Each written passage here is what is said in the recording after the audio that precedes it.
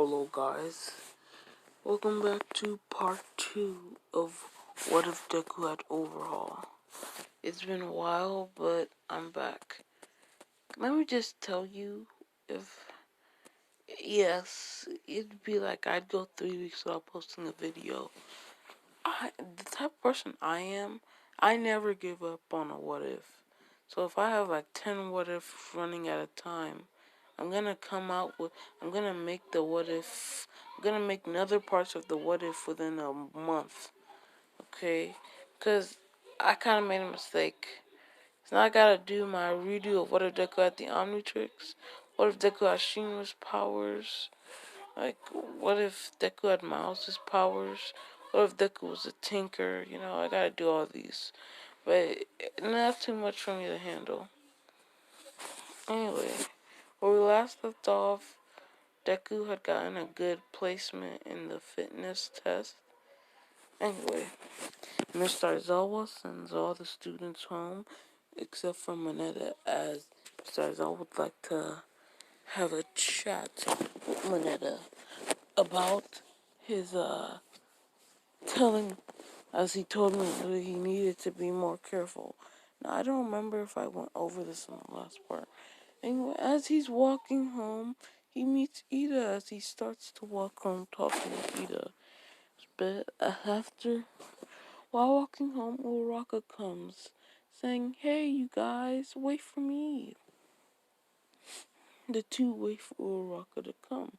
As Uraraka comes, "Hi, guys. You guys walking to the station? I'll join you," as Uraraka says. While walking, Ida brings up Midoriya's quirk as he asks what it is. Midoriya explains his quirk overhaul and explains what he can do. As they say, that's actually a cool quirk. So that explains how you did that thing with the ground and made it a baseball bat. As Midoriya said, yeah, that is it. They talk, introduce their quirks, they just get to know each other. Now, I don't know if this is the next day, but time skip to the point where they're taking that test. The students versus students test. I don't know if it was the next day or the next week or I don't know. Okay, but next day, walks in the room as he says that he's coming through the door like a hero as he presses a button opening like holes in the wall as he says, "Today you won't just be fighting good, you'll be looking good, I think." And those things are your hero costumes. The whole classroom gets excited, especially because they'll be wearing their hero costumes. They go out now from Midoriya's hero costume. I don't even know. I'm not gonna give him the same hero costume as the original. I'm not giving him a different version of Overhaul's costume.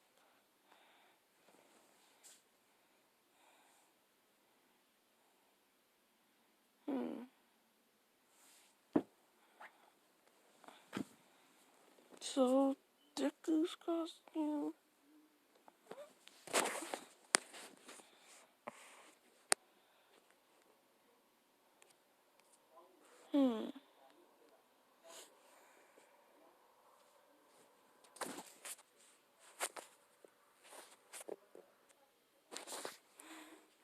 Okay, screw it. You wouldn't believe it or not, but I just spent about 20 minutes looking for a costume. And I'm done. I should just describe it. Imagine black sweatpants. Like black sweats. As he's wearing a purple hoodie with a black sweats. He's wearing a green hoodie with a purple shirt. That's what it looks like. Oh, with his normal red shoes too. I'm not gonna spend another like 20 minutes looking for a costume. Because I paused the video, but I spent a good amount of time just looking for a costume. Anyway, they learn about what they'll be doing. So the students get excited, and Midoriya, he has this good confidence. I'm gonna do that, but maybe when I finish a what if. I was gonna do what if what if Deku was Jimmy from Bully? Jimmy Hopkins from the game. If you actually think about it, Bully is like a mini GTA. It's like if you were alive back then, I was not. I was born in 2004. But it's like if you were alive, if you're like a kid back then and your parents wouldn't let you buy GTA 3 or whatever, you could just ask your parents for a Bully and they're like, "Oh, it's like the kid version of GTA." I just now realized that. Anyway, they learn they'll be fighting Kachan. As Midoriya prepares himself, he's not sweating, that much. See, it's been a long time. Usually, when I get back, I don't like to review the last part. I reviewed a little, but still. Anyway, it's been a long time since he, you know, sort of, you know. The match starts, Bucko comes off, trying to explode Midoriya. Midoriya dodges, because again, the government training that he did.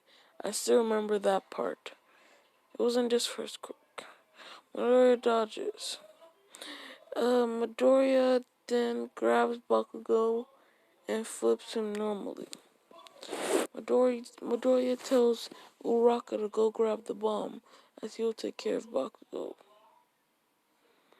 Midoriya does the good old, "Hey, look at me, come over here, chase me" thing. As he chases, he tells Uraka to tell him if she's ever found the bomb, while hiding from Bakugo, just trying to stall as much time. A couple minutes later, Uraka finds the bomb. As Midoriya does some small calculations and figures out that the bomb should be a couple floors ahead of them. Bakugo finally catches up to Midoriya. Midoriya is in is almost in a dead end, as nobody can leave and no one can get in. Bakugo gets ready to shoot off his giant gauntlet explosion. As he shoots it off, before he can shoot it off, Midoriya uses the earth or the metal to create a earth wall, as it shields him from the explosion. But the amount of force from the explosion still sends him shot back. Midoriya gets up, Buckle saying, "Wow, I can't believe you survived that, you damn nerd." Buck, happens the same. All Might tells Buckle that he can't do that attack again or else he'll be disqualified. Buckle a little discouraged. Buckle goes and jumps over Midoriya while letting off a smoke screen, catching Midoriya. Buckle tries to attack Midoriya, but Midoriya moves out the way. Midoriya was thinking about destroying Bakugo's gauntlets, but one thing, All Might already said he would disqualify him, and another thing was that he didn't want to destroy his new hero suit gauntlets. Anyway, Bakugo tries to attack Midoriya, but Midoriya dodges it, touching the ground. As the ground starts to come up and surround Bakugo, Bakugo starts to explode the ground through and through and through. Uraka then calms on the mic that her cover was blown and she's having a hard time securing the bomb.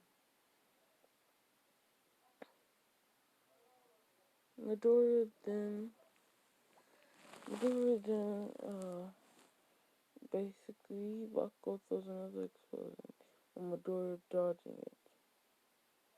Midoriya runs into a corner as he says, "Wait, Bakugo, we can figure stuff out."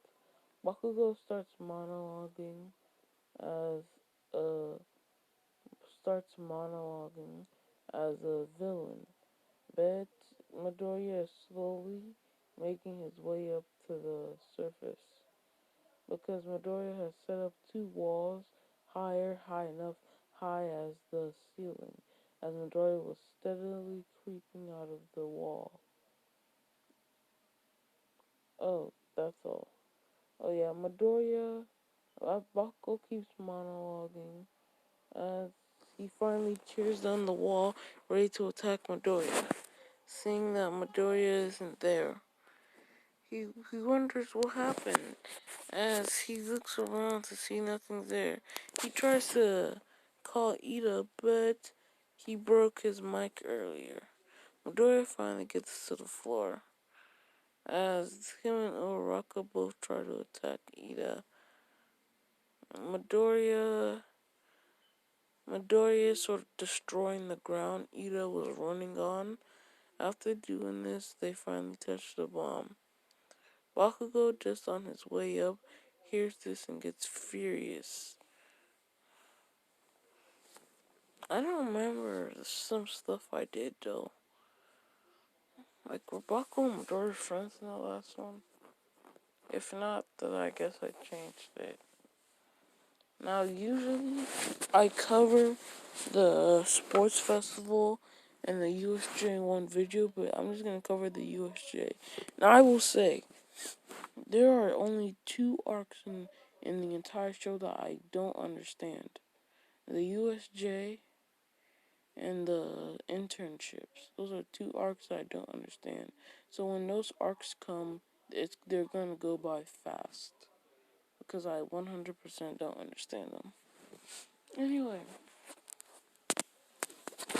the students were on the bus as Asui comments the same thing about Bakugo, about how he's too hot-headed to become a hero. To be popular. And then she comments about Midoriya's quirk, how it's actually a really good quirk, but it could be destructive if used wrongly. Midoriya listens to this as he knows that she's right.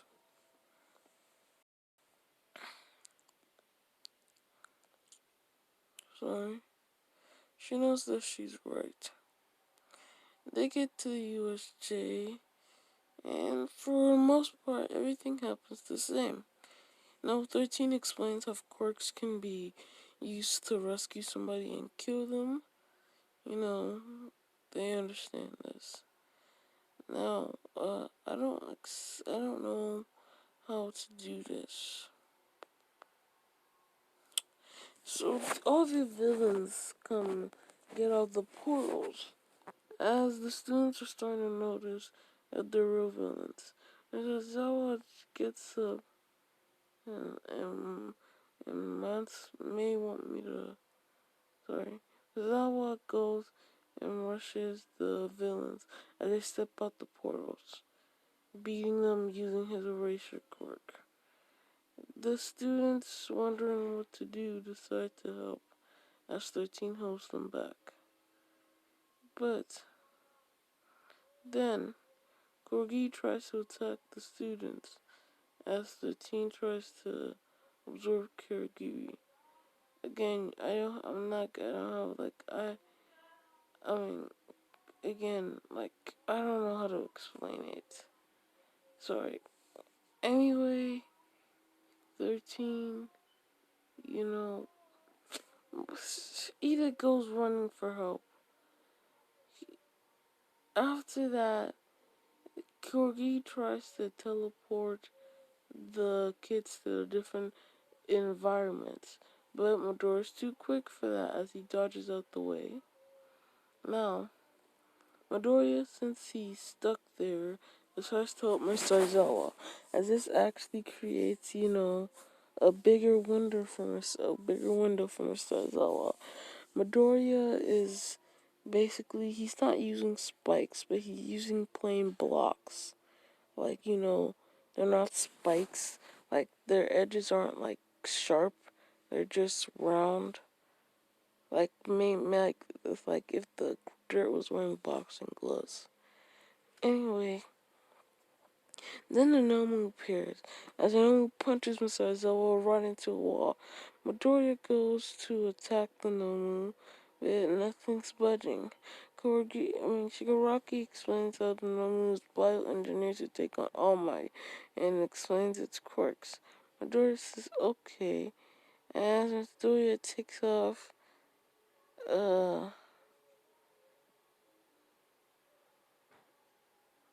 okay, I'll read it.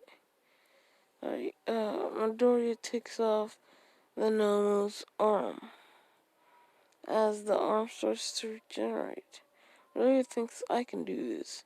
He starts to take apart the Nomu, but the Nomu keeps regenerating over and over and over until one day actually taking over. Like, you're not taking over. Like, but you know what I meant. Sorry, sometimes I mix up some words. Destroying the Nomu piece by piece. But the Nomu keeps regenerating. This is when All Might appears. The Nomu weak from the multiple months of like regeneration and stuff. All Might's able to actually finish the job pretty quickly. But Shigaraki, seeing this, decides to retreat. And just because I loved when this happened, he still got shot. I just loved it when that happened. They still retreat. And they brought into for questioning. Anyway, next part will be Sports Festival. I'll try not to take a long time. Hope you enjoyed it.